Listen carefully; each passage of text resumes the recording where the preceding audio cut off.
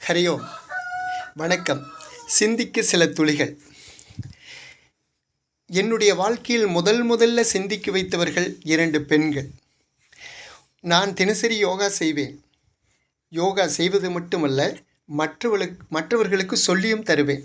எங்கள் ஊர் விநாயகர் திடலில் 7:30 to 8:30 அந்த பயிற்சி நடக்கும். ஒரு அமைப்பின் பெயரில் நான் தினசரி அங்கே மற்றவர்களுக்கு சொல்லிக் கொடுப்பேன். 7:30 மணிக்கு சரியாக போயிடுவேன்.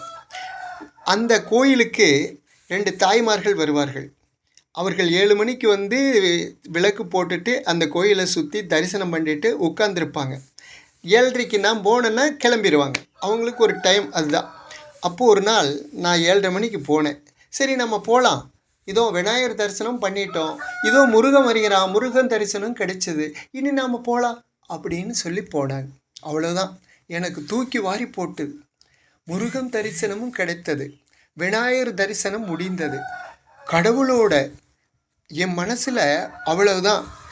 அன்னையிலிருந்து நான் தெரிஞ்சோ தெரியாமலோ சில தவறுகள் என் மனசில் இருந்தது.